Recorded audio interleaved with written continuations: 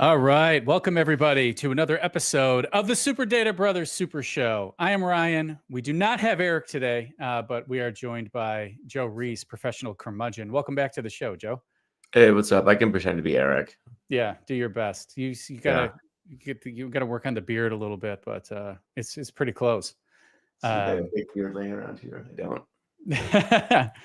don't. So, Joe, welcome back to the show. It's good to have you. Yeah. I wanted to kick things off by just getting your opinion on, I've been noticing a lot on LinkedIn lately, especially when someone's discussing AI, that there will be some AI doomers or AI doubters in the comments who will challenge you to say, oh, there's no real use case in data. Like, this is all BS. This is never going to happen. So I wanted to get your take on that. Like, how much BS is it right now? And how long is it going to stay that way?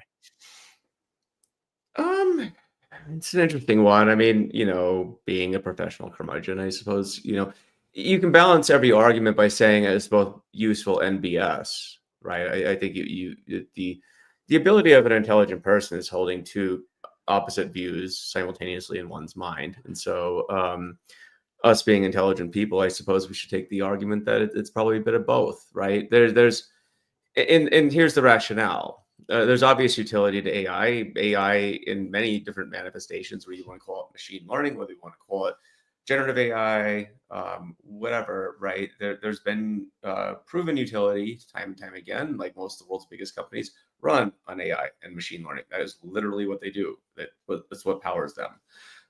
So to say that it's all BS would be to dismiss most of the significant part of GDP, for example. So throw that argument out the window. But with every hype cycle comes hype. So I suppose this is where the BS comes in. And I'm notorious for calling out BS artists, just like the next curmudgeon. And so, so I think that's where the delineation for me is. But to say that everything is just complete, I can't swear on your show, can I? You can swear Okay, away. so everything's like complete bullshit, I think is dumb, useless, and ignorant. Dumb and ignorant, is that like, this is kind of an oxymoron, isn't it? But anyway, but I think you get the idea, right? So I think it's simultaneously both. But again, you've always had this. I mean, I remember people saying the internet was dumb and a fad, and nobody would use it, and it would go away. And here we are streaming online, to an online audience. By the way, we're both simul streaming this. So Ryan streaming to his LinkedIn, I'm streaming to mine. So that's why if you're seeing both platforms, there you go. Yeah, we're testing out a new StreamYard feature here for the first time. So yeah, tell us if it works. Yeah. What do you think, though, about these claims that AI is I guess, dumb, useless, etc.? I mean, I think it's a lot of wishful thinking. I get it. I would like it, part of me would like it to be dumb and useless, because then I could go back to being, I could go back to being like the sole and only value generation engine of my own work, right? It's scary. And when things are scary, certain people have a tendency to just pretend they don't exist. So, I mean, I see it. I use it like constantly. I think you do too, right? Like, and I know I don't use it to write data pipelines, but it's not hard to see how it's going to be pretty good at that given enough development time. Given up development time for sure, but I mean, in LinkedIn, I see people commenting. Like, I saw a post the other day from a gentleman who posted about how, because the LLM didn't say that the Wizard of Oz was about some sort of political leaning or story, therefore it's totally useless because it didn't pick up that nuance of whatever this person imagined that an LLM would talk about. But then my counter argument is, well, okay, you ask a person, what is the Wizard of Oz about, right? They tell you it's probably superficially about a girl is swept up in a tornado and ends up in some fantasy land where she's dealing with weird people like scarecrows and lions that talk. So I think that we're placing a lot of, I would say, wishful thinking upon the LLMs. I think part of this is to your point, where there's I think we're trying to find every reason in the world to say that they're useless. But I mean, I use it all the time. I know the contours of when it's good. I know the contours of when it's believable and not, but that also supposes that you're using your brain. An interesting article just dropped today. Now this one's in Time, but the original was an MIT research paper, which is yet to be peer reviewed, but they wanted to release it anyway, which was that the use of LLMs for writing papers, for example, reduces cognitive engagement and ability, right? And so that's sort of the counter of all this stuff. But again, this is nothing new. We've been dealing with this since the days of Socrates and Aristotle and Yeah. writing, and how that was supposed to, diminish human capacity for learning and thinking and so forth. And the only real way back then to disseminate information was through the oral tradition, where you and I would sit for hours and we would count tales and fables and so forth. And so if we want to go back to that world, sure, but that was several thousand years ago. Here we are today. So I think we find every reason in the world to lambast advancements in technologies. What's interesting about ChatGPT in particular is it was actually, if you look back in the history of it, GPT-3 Playground was released, 2020, I believe, during COVID. I remember we were dorking out with it. And I forgot about it, actually. I was like, that's cool, whatever. Yeah. And, then this, they put basically a search box in front of it, and that ended up being the interface, right? But that was supposed to be, nobody thought that was going to be successful. That was supposed to be like some just science experiment. But then it took off, 100 million users in about a month and a half. Yeah. So, things have a way of taking a life of their own, but then, the entire industry catches on to this, and, and this goes to the hype piece. Now, 2023, you'll remember every vendor was like, well, of course AI. So every product had some sort of chatbot interface on it.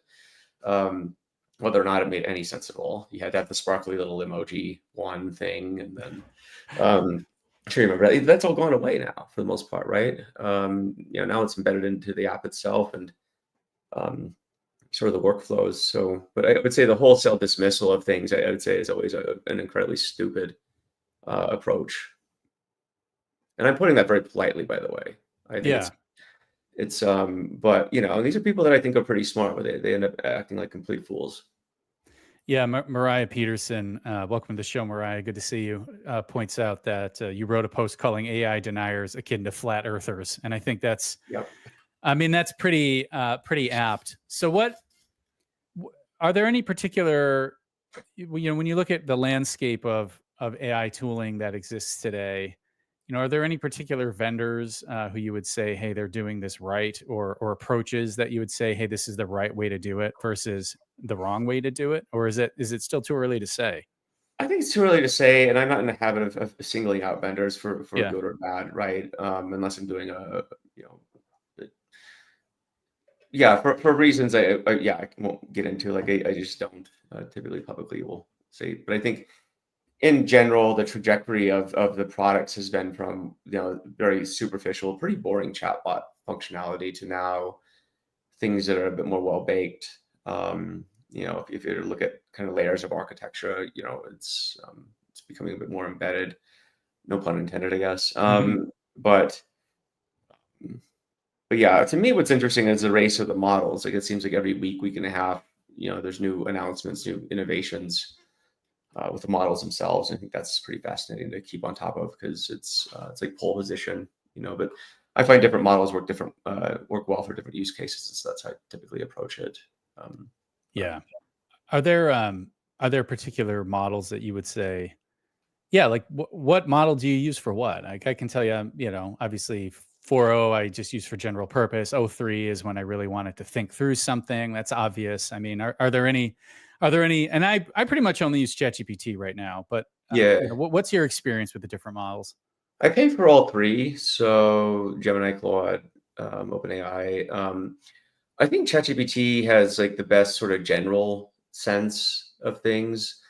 For code, I tend to lean on Claude, and then for just random questions, it's actually interesting. So I gravitate between Gemini for random questions, and then actually I've been using DuckDuckGo as my main browser, and so they have Duck AI, which is interesting. So you can choose from your suite of kind of lower fidelity open source models.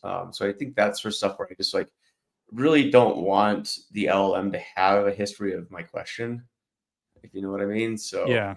or I can just erase it. So I think for really true private and somewhat dumber answers, I'll use that, but it definitely varies by the context, no pun intended.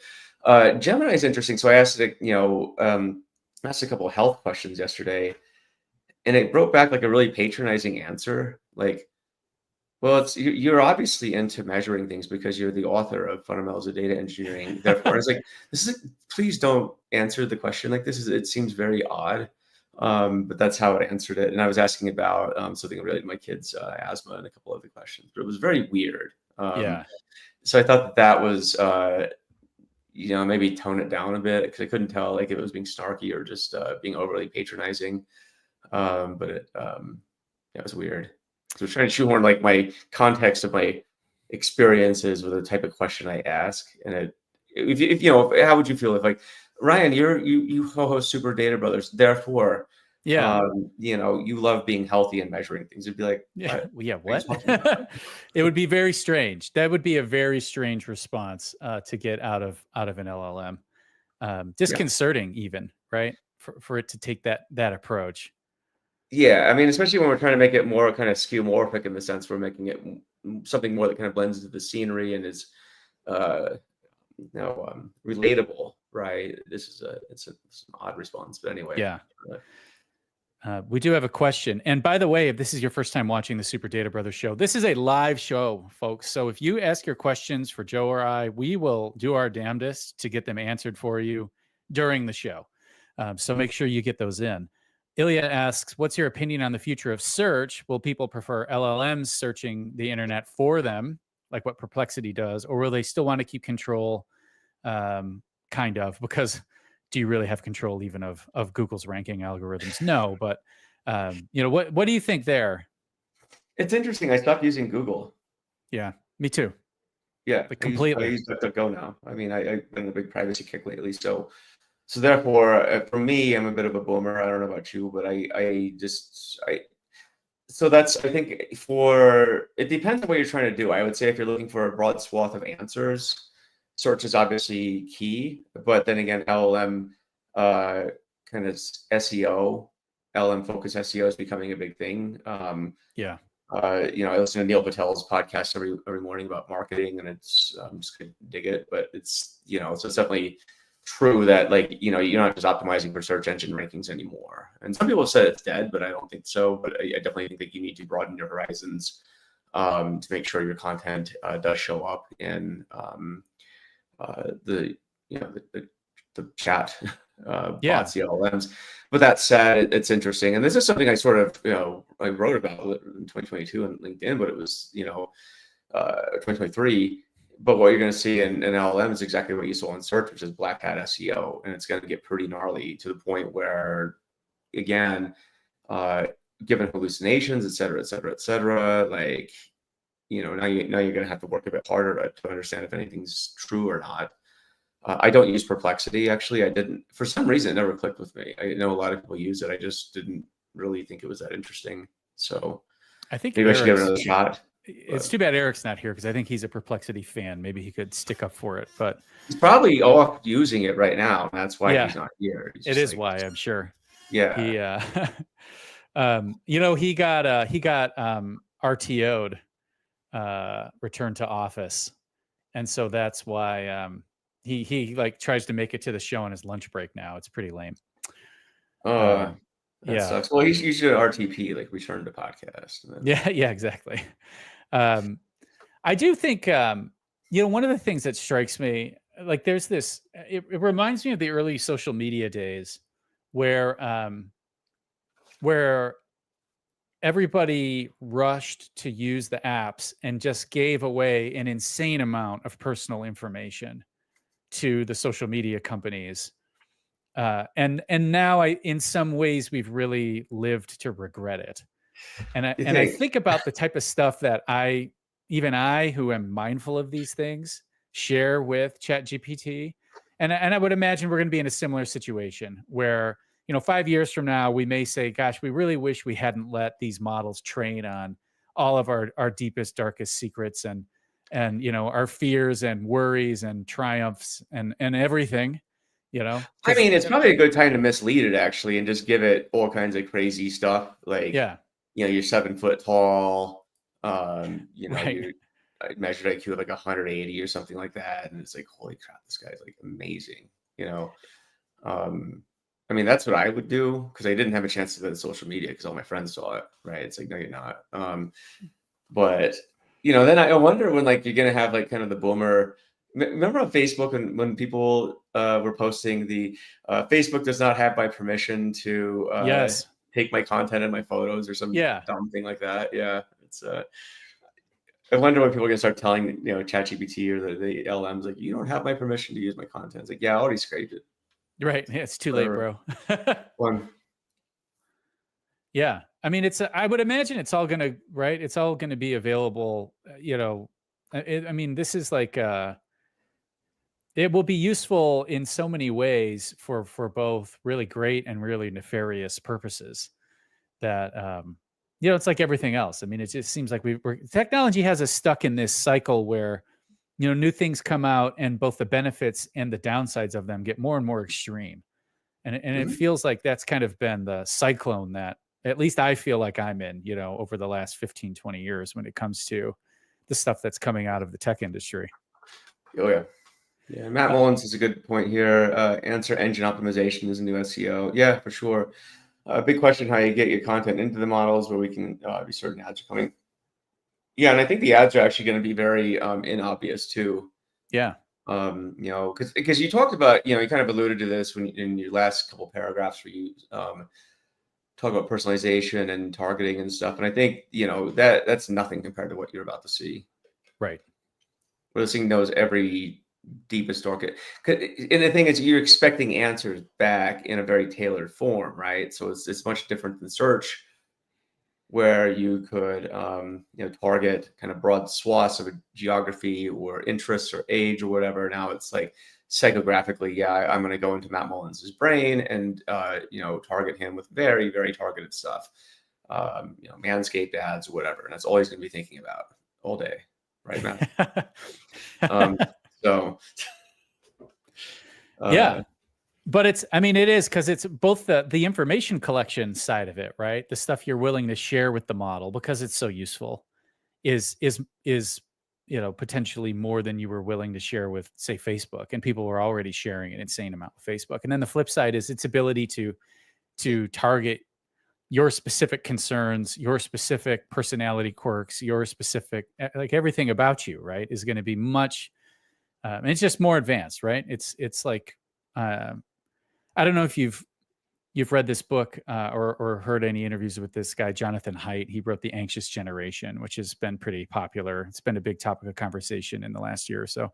But he has this anecdote where he says, on Instagram, if a girl deletes 2 selfies, they hit her with a beauty ad. Because if you delete 2 selfies in a short period of time, they've identified that you're likely to be unsatisfied with how you look. And so that's the right time to present you some advertisement to feed on that insecurity. yeah, search her right for doing that for sure. Don't do your selfies. Yeah, keep them up forever. Yeah. I mean, that's behavior that's being promoted. I mean, think about it. Like Cambridge Analytica, the door, and that was blown off like what, 10 years ago almost?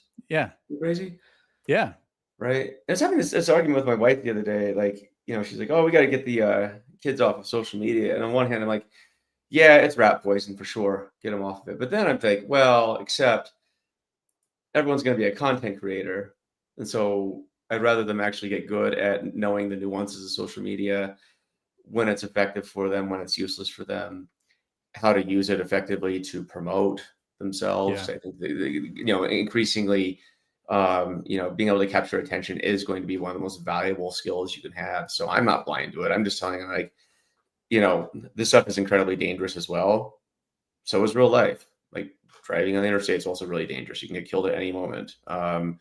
Just understand what you're doing, right? And so, my oldest kid, he's smart. He figures it out. So he's almost better than I would say the older generation, since he knows like what's AI, what is an AI, what's fake, all that stuff. He's got a I think the kids just have a very well-honed sense of some of them do. Most of them don't actually, but like Yeah. the ones who pay attention, the ones who have parents, I think, who are leading them in a good direction, hopefully, fingers crossed. Like these kids are growing up, I think, have very good BS detectors because they have to. They know that they're in the middle of a Shark Tank. The thing is, I'm teaching them, here's how you can like thrive in a Shark Tank. What, yeah, I mean, do you have any specific advice on that? Because as a parent of kids, my kids, I think, are a little younger than yours. My oldest is 9. And these are things that I'm having to start to confront now, right? Like my daughter's not on any of the social media apps. She doesn't have a phone, but even as a 9-year-old, some of her friends are on them and are starting to, she actually said to me the other day, this really affected me. She was like, I feel younger than some of my peers because like they know jokes that I don't know, right? Because everything spreads through social media first and then through the in-person relationships that you have, right? So sometimes she's in a conversation and the kids are referencing something. She's never heard of it because she's not on the apps and she doesn't have an older sibling who is. Oh, right. So there's nobody to like teach her the whatever latest Gen Alpha thing is that I don't know about. But how do you approach that? Like, what's your approach to making a kid who's savvy on this sort of stuff? I think just get him into it, right? Like I remember my youngest kid when he was like 5, even he watched a bunch of YouTube. I think he kind of grew up watching the Mr. Beast, Yeah. And part of that was intentional on my part. I'm like, if the world you're going to grow up in is much different than the world we're in. I'm like, learn how to do content. So even my 5-year-old, he would take my phone. This is, 7 years ago at the time. Take my phone and he'd be recording promotional videos already. Like, yo, got a new merch dropping tomorrow. Got some new stuff. Come check it out. Like, subscribe. Like on my camera, like on my video. Yeah. Because he thinks he's doing YouTube, but he's not. Because he's 5. He's kind of dumb. So, but that's like what he saw. Right. And then I think he just grew up with that as his role model. Like we grew up in a different age when I don't know who the role models are. They're probably somebody on TV or something, but like the role models of people today or influencers, and podcasters, us obviously the biggest ones in the world. Yeah, definitely. But I mean, that's just kind of how it is right now. So people, and my oldest kid sends me memes all the time. And they're actually really funny. I'm like, that's smart. And he makes memes. Him and his friends make videos. And my kid gets, my oldest kid, his videos on YouTube are getting like hundreds of thousands of views. Really? Yeah. That's awesome. Mm-hmm. It's a lot better than what I'm getting. Me too. Right. So it's like they know how to crack that nut. And that's the whole point of what I'm doing. I'm like, I'm not blind to the fact you're going to be doing this stuff anyway. So I may as well guide you in terms of like how to do it the best you can and be good at it. Yeah. But it is interesting. And when you get my kid's, oldest one's a teenager and those kids are just vicious anyway. So, yes. Yeah. I'm not looking forward to that. But I just think the approach of like, limiting their time on it, I think that's noble, but kids are going to find a way around it, just like everything else that they do. I mean, I grew up without rules in my house too. So that I also had that upbringing. My dad was like, you're a minor, go make as many mistakes as you can. Cause like you'll have no record. So the slate gets wiped clean. So go. He was not kidding. He's just like, you're going to do dumb stuff anyway. So you may as well do it when you have the chance to like be scot-free. Yeah. So I think by the time I turned 18, I was like, I don't do drugs anymore. It's great. Right. So, like straight edge, got everything out of my system. So he just wasn't blind to the fact that that's kind of how kids are. And I think that social media and AI, especially, it's interesting though. I talked to, my oldest kid and his friends, they don't use AI. Really? They don't use ChatGPT. They think it's dumb. So, and I talked to college kids too, like freshman year college kids. I talked to some recently at their backyard kegger because they were down the street. My friend my age, her kid was one of those college kids. I don't just randomly crash college parties. It's weird, like Frank the Tank from old school. But those the 18-year-olds, these freshmen in university, they were saying, they don't use ChatGPT either because they like, when paying good money for college, I want the experience of learning something. I don't want to just cheat my way through. I'm like, that's cool, but that's also probably really rare because I'm guessing like 99% of your classmates are using ChatGPT because like they just want to phone it in, get the degree, go do stuff. But you Yeah. know, that was interesting, just hearing kind of counterpoints to everything. But my son, he's a professional cartoonist already, and like he doesn't like AI at all. So Yeah. That's interesting. I've heard anecdotally stuff about kind of adjacent graphic design and the effect AI's had on graphic design, or even things like video games. I was reading, on Reddit, so obviously big grain of salt, but someone was saying, "Hey, it's all true.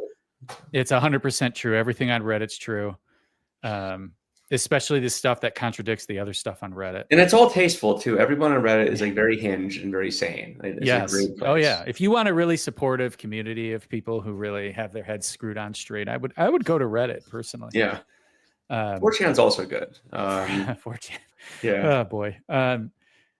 Well, he was just saying, like, you look, what we do in video games now is like the AI actually does all the 3D modeling, and then we just fix it. And so like my job has become, just tweaking like 3D models that AI has created, and I hate it.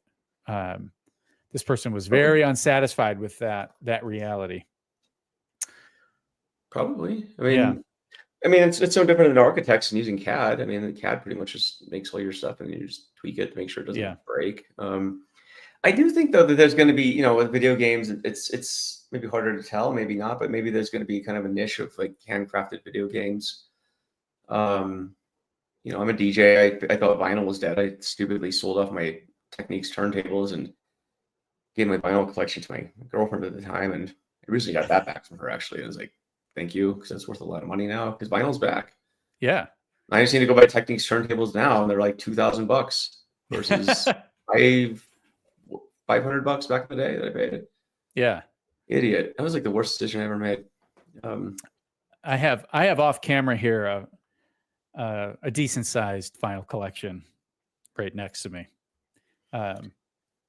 Yeah. Lots of good stuff in there. What so a couple comments here. You got Nickelback on vinyl then. That's cool. Like, what's that? You got old Nickelback on and Creed on vinyl. Oh yeah, Nickelback and Creed. Yeah, Stained. I got all that. 3 Doors Down. The Divorced Dad Rock vinyl collection. I put them on. When I have parties, I put them on, and I say, guess which band this is. And they all they can never get it right because yeah. It's fine. You're already like about like 12 natty ices in anyway, so it's like it all. Yeah, your life's done anyway, so that's fine. Yeah, well, that's why you could, exactly when you're 11 natty ices down, the difference between Nickelback and Stained and Creed is really unimportant. It's all awesome. Yeah, it's all awesome. Exactly. Mariah says here, her locally hosted AI thought she was a CTO in Mexico for a long time. And we should just stop correcting AI and it will be more fun. Actually, ChatGPT somehow came to the conclusion that my wife was a secretary. Did it use that term? Yes. They call her Toots. Yeah, I know. And I look, maybe that's a reflection on me and the things that I've said to ChatGPT. Maybe I need some self-examination here.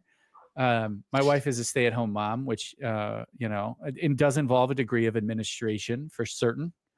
But it got that totally wrong. And then Mariah also says that her Lego gauntlet is in the exact same position as mine, which, yeah, let's see if we zoom in here and we go like this, there you go. Legos. So there you go, Mariah. Great minds think alike. Let me get the. You might have the same room. I don't know. So shifting gears a little bit, I know that you were at Snowflake and Databricks, Snowbricks. I've heard people call that when you do the bang bang, like one conference and then the other one. So what was your main takeaway from that? Like, what was the vibe like? What do you see going on in the data platform space right now? First of all, you were there too, and it felt like, were you there for both weeks? I was only there for Databricks. I didn't go to Snowflake. I started feeling, I was walking around with Jamak, and I commented to her, I was like, it feels like Moscone Center is like my home now, and people are just here redecorating it for the next week to get so used to it. Yeah. What was your question? Oh, just like, what do you see going on in the data platform space? Oh, I mean, same stuff as always, right? I mean, it was interesting. A lot of people asked me what I thought was interesting or what stood out, and I was like, not absolutely nothing stood Yeah. out whatsoever. Which I think is a testament to the fact that this year, maybe I'm just blind and just I'm unable to be enthused by anything right now. My dopamine is just like so sky high that I just can't be excited about anything that's possible. Otherwise, I think that most of the announcements were pretty boring. There wasn't anything that really stood out and rocked my socks, and I think that that's awesome actually, because it doesn't every year doesn't need to be some whiz bang, bomb goes off, and it's like sometimes you just need to make incremental improvements in areas that matter. And that's what I felt this year was like for both Snowflake and Databricks. It wasn't anything where I said, "Holy shit, like this is amazing, super cool." Like, yeah, cool. You're finally, stuff like I'm like OpenFlow. Cool, you're finally doing integrations. I thought you'd be doing that like 5 years ago. So yeah, it was. I mean, yeah, and Mariah has a thing here. Everything's agents. So that was I think the theme of this year. But you saw this at Google Next as well, where it's year of agents. I made a comment where I literally walked through Google Next with a stopwatch. And I tried to time how long I could go. How long it would take until I heard the word agent. And I think it clocked, I don't know, between 5 and 10 seconds. Call it 7.5 seconds for argument's sake. Yeah. Somebody in the periphery in the expo hall, big agents, walking around. Your agents over here, agents over here. And so I think that's interesting, but it definitely reminds me of like this, agents at this juncture right now reminds me a lot of like the sparkling emoji you see in chatbots like a couple years ago. Like it's Yeah. not baked. It doesn't have really, you're doing it because you have to, even though it's probably a nothing burger, Yeah. right? But the thing is, it's setting up the capabilities for what future architectures are going to look like.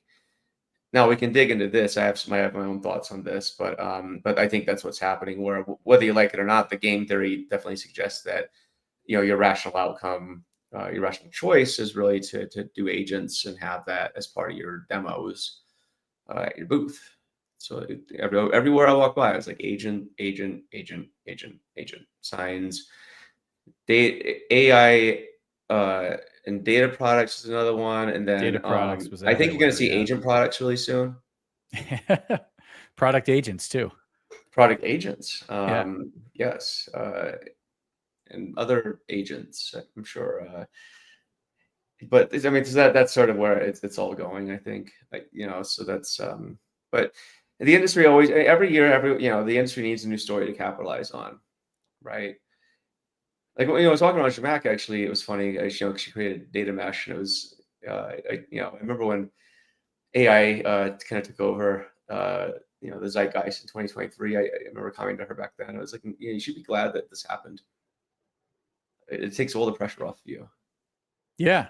right? So you can go build stuff because everyone's doing data mesh back then. I mean, remember 2021, 2022, it was all mesh all the time, and like tons of mesh washing.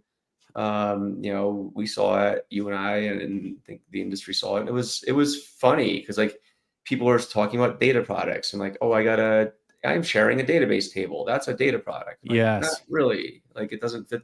It literally does not fit the definition of a data product. But okay. So I feel like that's where agents are now, right? Where it's the same kind of thing where you just have, you know, uh, but it'll improve. The thing is with every hype cycle, right? This goes back to the original thing that we talked about at the very beginning of the show, which is like, yeah, it's easy to deride stuff as being dumb. But this is what people have to do, right? They have no choice. Are you going to be the vendor that's does not have an agent story, and you don't even have a story of why you don't have an agent story, Right.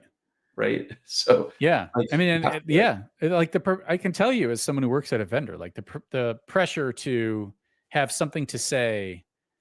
Um, there's two countervailing pressures. Like one is to say the same thing as everyone else, and then the other one is to somehow make it different so that it stands out. Yeah. Right. So like you need to be exactly at the peak of the trend, but then find a way to be at the peak of the trend while also having some unique spin on the trend.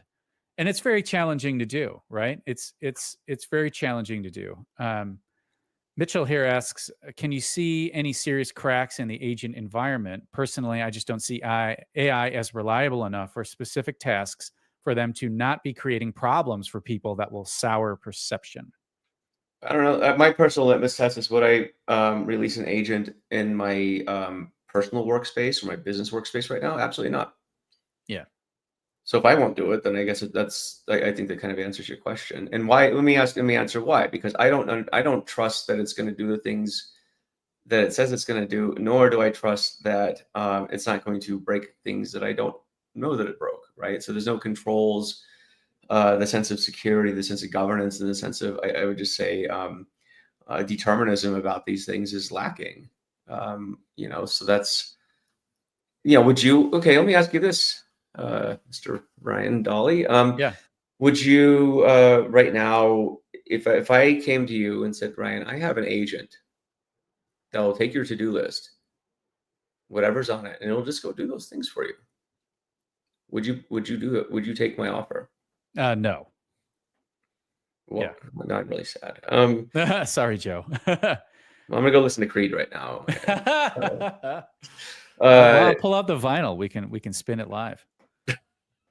My DJ set's downstairs, but my kids are playing Fortnite right now. So but no, let me ask you this: why? Why not?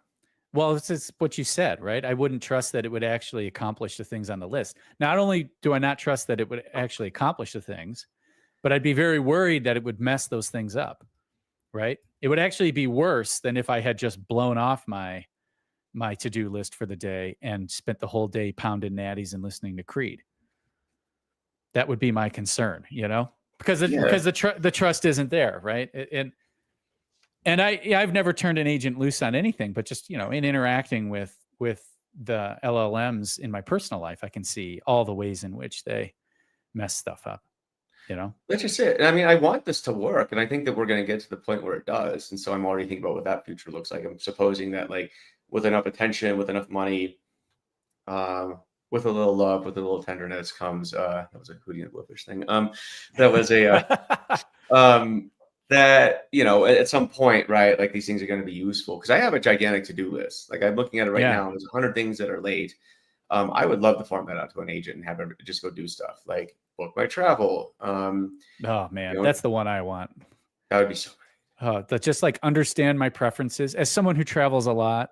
I mean, you travel even more than I do, and I feel like I travel a lot. You do. You develop preferences. Like, you fly the same airline. If you pay any attention, you start to understand what planes are on what routes and what seats you like and all that sort of stuff. And if I could just pack all that knowledge into an agent and say, you go find the flight to Prague that gets me in seat 37F because it's the one that doesn't have the chair in front of it on the A320 on Delta flights, right? Instead of me having to, search through flights to try to find that seat, you just go take care of it for me. I would love exactly. that. Yeah, right. Yeah, I mean, yeah, exactly. So, I mean, I think we're almost there. Google, they're teasing that capability right now with their, agents coming in Gmail and stuff and so forth. But, like, it's not, I don't have it in front of me. I can't test it. So it's going to take a bit to, I think, feel comfortable with it, right? But I think that's inevitably the world we're in. But this is the world that we've been writing about collectively in science fiction for many, many, many, many decades. Like, and this is one of the things about AI, is that this is one of the goals was agents. If you literally go back to the nomenclature, some of the original books on AI, I mean, this was, the word agent pops up. This is what it's supposed to do: interact with the environment and do stuff autonomously. And so even it's interesting, what I find interesting is sort of a related tangent and / rant. The Tim Berners-Lee and Ora Lassila paper on the semantic web, which came out 2001 or something. I mean, the semantic web, I think you're going to start seeing that talked about basically a world where agents interop with each other semantically, right?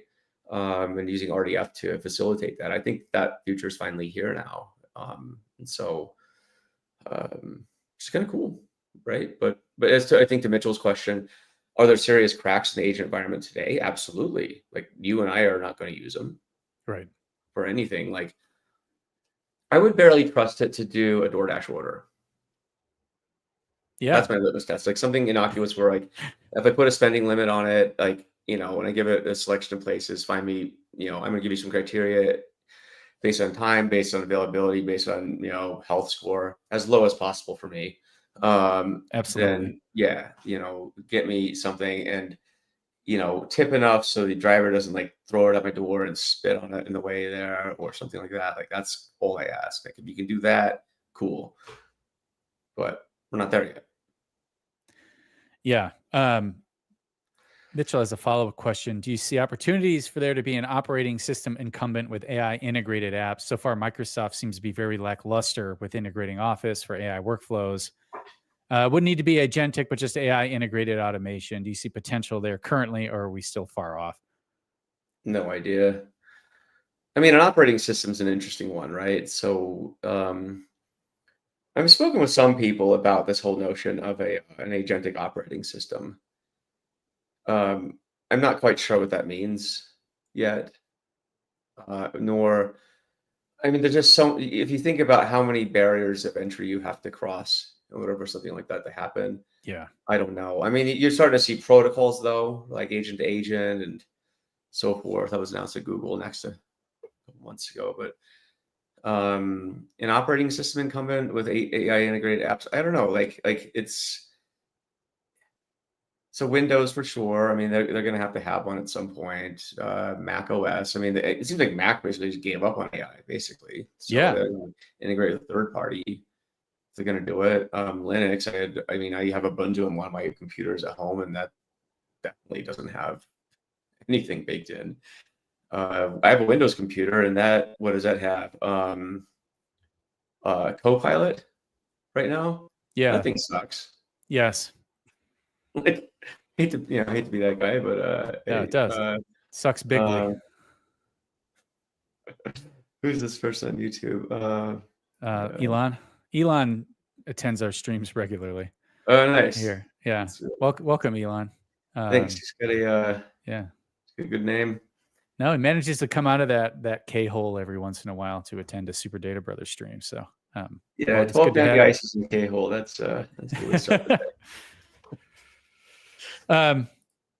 Yeah, I mean, I think no, Copilot sucks. Microsoft has been trying to integrate some sort of AI capabilities into Windows going back. Remember Cortana? Like I was about to say Cortana. they took the AI, like the name of the AI from the Halo video games, and then they tried to make that kind of the Windows based voice assistant, and it sucked. And now Cortana's gone. We have Copilot. Copilot sucks. But now there's all the negotiations going on with OpenAI and Microsoft, allegedly, where OpenAI is trying to renegotiate the contract, and who knows what happens with that.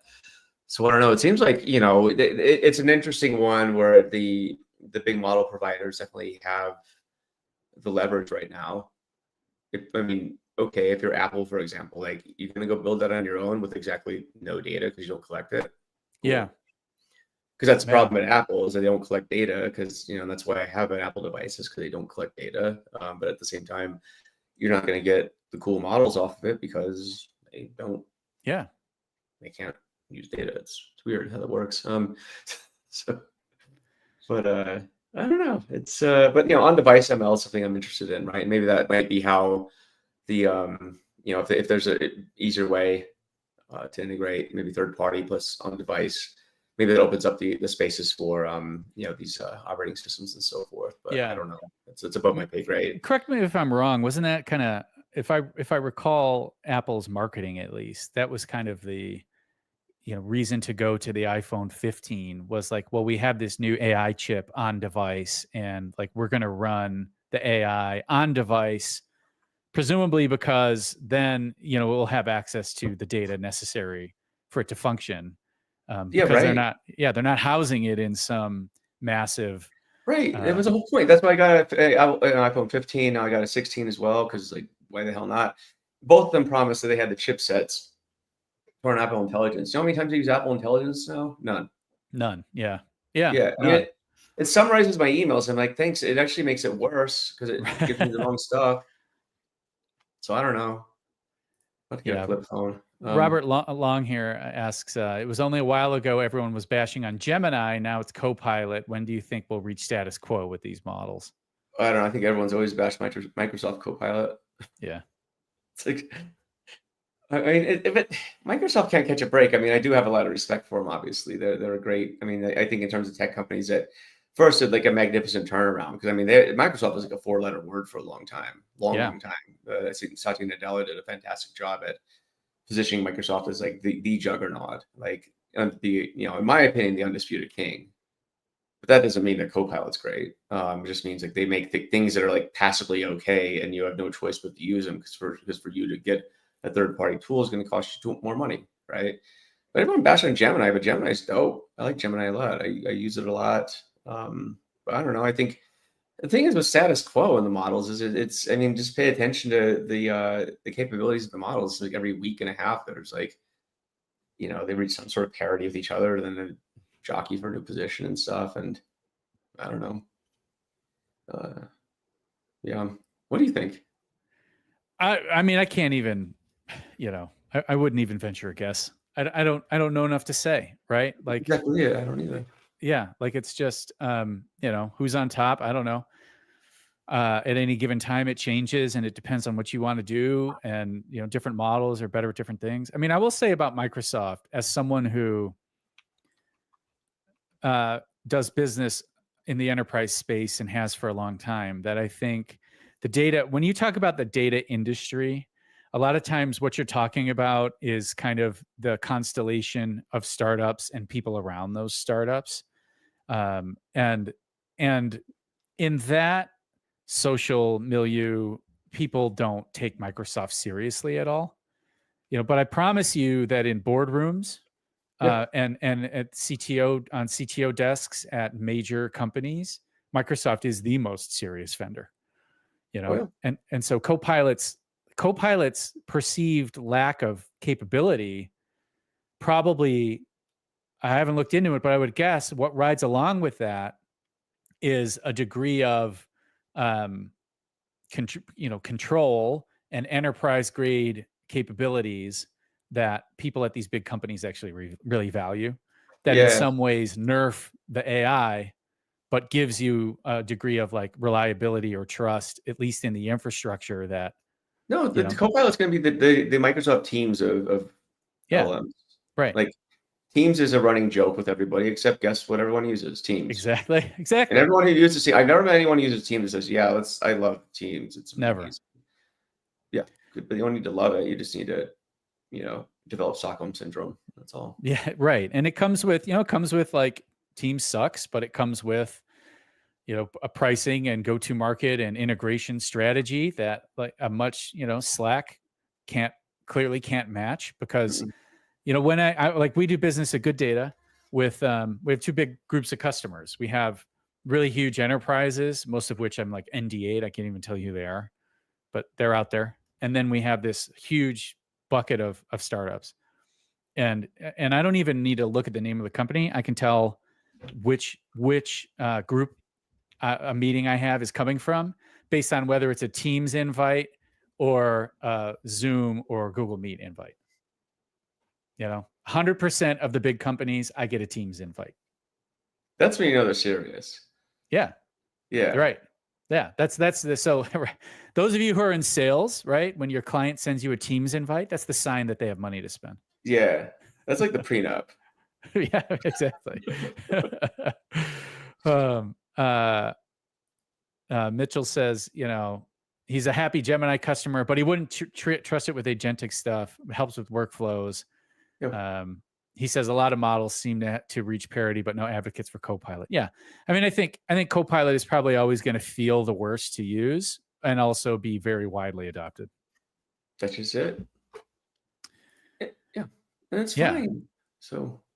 Yeah, Microsoft knows how to get into boardrooms to the point where management is pushing Copilot use onto employees. Right. Well, Microsoft's, I will say too, I mean, you mentioned Microsoft's turnaround. Like let's not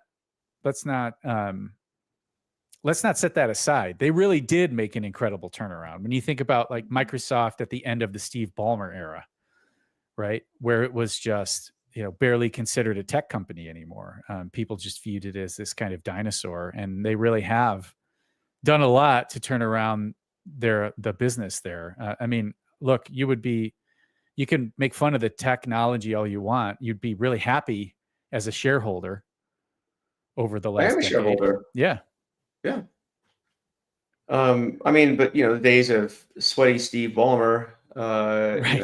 bless his heart, but I think the change of leadership was good, but I mean that was like 10 years ago. They made they made the change, right? And Yeah. so This is it's not a impressive to right. see.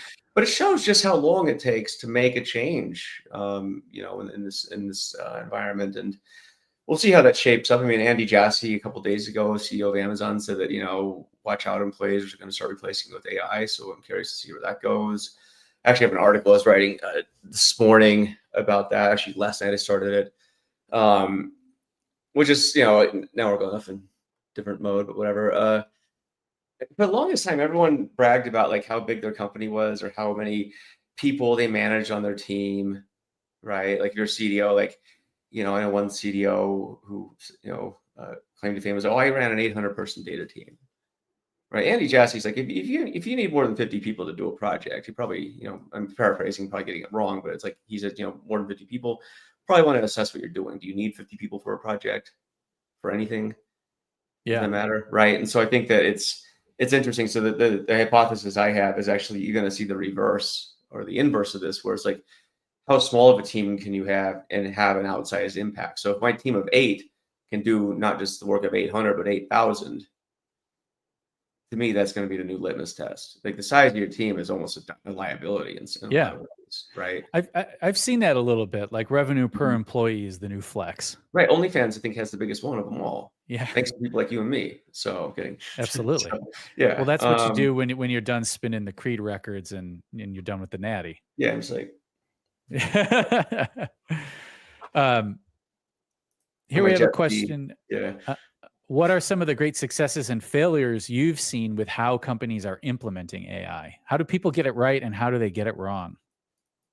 I think the companies that have been getting it right have been the ones that have been doing it for a long time, and uh, and it's just sort of ingrained in them. Again, the big tech companies out there, right? Like there's not, Amazon's got tons of machine learning models running everything, right? Like I think that's an example where it just becomes the fabric of your business. Like ML is your product and it helps facilitate your business. Like that to me is where you succeed. I think the failures that I see is like a lot of this kind of shoehorning in of AI and machine learning because you think you have to, Yeah. right? Like I was reading the Wall Street Journal. There's several articles. One of them was, don't even try and have an AI strategy, which is interesting. That came from March. The other one, which was out I think today or yesterday, was they interviewed the chief strategy and growth officer from Pepsi. I think that was her title. But she's talking about how they're using AI, right? And that's kind of a legacy company, but they're finding ways to do it. But it's hard if you're a mature company. It's just harder to make these things work, right? And so I think that a lot of the failures come from not figuring out like where's it critical, where's it useful, where can we get wins. I think it's much easier if you start out as a tech company and this stuff is just sort of native to you and you do it. If I, just pick any mature company you can think of. I'm sure your city's full of them and so is mine, but the obvious low hanging fruits, how could I use LLMs for, I don't know, different workflows and stuff, but that's like the easy stuff, right? But I think it's still early days. I mean, something I've been speculating a lot about. I gave a talk last night at the Utah Data Engineering Meetup about sort of speculative architectures and AI and how we can think from it. If we were to rebuild our data architectures from the ground up to work for an AI first world, like what would that look like? Because right now, what it feels like a lot of vendors are shoehorning in AI onto existing paradigms and workflows. Absolutely. But is this the way we need to do it? Because so like vibe coding pipelines, for example, I think is an anti-pattern.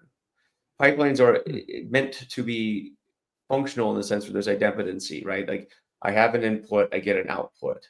And every time this runs, I get an output that should be identical. That's literally how a function works. But to vibe code something where that process might change, or the inputs and outputs could change, I think is an interesting proposition that the industry seems to be going headfirst into for whatever reason. Um, and so it's something I've been thinking a lot about. Like, is this, what does this look like if we were to just design this from the ground up? And because we're trying to shoehorn in, I think, a lot of the practices we've had. Mainly it's through happenstance, right? This analytics world we lived in, and these paradigms that may or may not serve the world we're entering. That's been a big topic on my mind right now, is maybe we're thinking about this the wrong way, actually. And I think back to the interesting things you'll see at trade shows, for example, and conferences, it's probably going to be this company that comes out with something where you didn't, it's obvious in retrospect, but it makes no Yeah. sense when you look at it. So I think that's, I think, Bruno Mazis has been talking about this. I've been writing about this as well, kind of simul writing about action-oriented architectures, where instead of the paradigm right now is we pipe data from point A to B, then we look at the data, and then we make a decision, take some actions, all that stuff. I think that's going to go away to a large extent.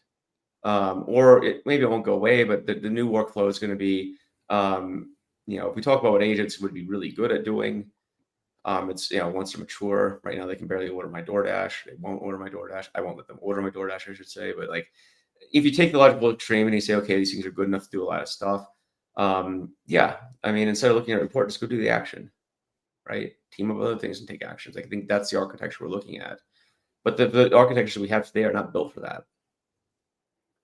Yeah. It's definitely the case. I saw when AI really exploded in 2023, and it hasn't let up, that in most cases, whatever you thought was important before AI, you now say is important for AI. Yeah. Whatever it is, whatever your tool does, whatever your career has been focused on, it's like, AI makes anything, name something, anything, right? It just makes the thing I do, that's even more important now, because that's a core component of AI, right? AI won't work if it doesn't have what I do. Yep. And I think we're going to find, to your point, a lot of that is just not true, right? It's hard to envision how it's not going to be true right now. But it won't be, in the same way that, pick any big technology in the past. It was unthinkable that you would anything. You wouldn't have a home phone. I don't know. Right. Well, phones are an interesting one, right? So if you look at the history of the phone, when the phone was invented, it was actually considered to be the dumbest thing imaginable. Nobody took the phone seriously, because at the time the telegram was the way that communication was transmitted. And so you had big incumbents like Western Union that were the telegram masters. And the leader of Western Union at the time said, there's no, maybe the phone will have some niche use cases, but there's no conceivable world we're going to put any effort into this thing from a commercial standpoint. It has no future. Yeah. And then, of course, what started happening was you started hearing that, the phone's taking the telegram out of certain markets and so forth. But, we're always quick to deride technologies. The one thing I never do is I never dismiss technologies. I may make fun of them. I think that's totally fine. Crypto is a good example, right? Like, most of it's complete bullshit. But is there potentially a use case? Not now, but down the road? Maybe we're just not ready for it yet. You need to take the long arc of technology and I think take that perspective, where it's because the timing isn't right now. Maybe it's good later. The .com, boom and bust, for example, ushered in a whole series of companies which were utter failures then, but which, if you take that same business plan and you teleport it to today, these are actual businesses that work. So, I never dismiss technologies out of hand. It's more a question of timing and some catalyst for that market acceptance to occur. So I think that right now, the frenzy with AI, though, is because the adoption the barriers to adoption are much lower, right? You don't need a lot. You just need a credit card, basically. So, and that's blow out your token budget. But it's still early days. And Sam Altman had a really good point at his Snowflake keynote. If you were to take, whatever frontier model is commercially available today, and take a time machine back to 2020 when GPT-3 Playground was available, that would have seemed like magic. That probably, I think, by all accounts, would seem like we hit AGI. If 2020 Ryan had, name your model, whatever, it doesn't matter. Yeah, it would have. Crap, it's insane. right? But because we've been so used to this arc of progress over the last like 4.5 years, since that, or what, like not even that, like 2.5 years since since ChatGPT. It's like I think we just start taking things for granted. But we're doing some cool stuff. All right, folks. So we're at the top of the hour. We're going to wrap things up there. Before we go, we have to let you know about today's episode sponsor, Good Data. Joe, what do you think of Good Data? Good Data is good. Good Data is not just good. Good Data is great. So I've also been doing ad reads for them. They've been sponsoring my newsletter and podcast. Shout out to Good Data. But what is Good Data, right? And why would you care? Well, Good Data is a code-first analytics platform. But what's really cool now, and Ryan, maybe you'll talk about this, but now they have AI at every layer of your data stack. I think that's pretty good. Yeah. Good Data AI recently launched, and I think the really unique thing about Good Data AI is how they can combine the AI with that analytics as code approach. So, Good Data is an analytics tool. Many analytics tools have AI features. Well, the problem is they're trapped in your analytics tool.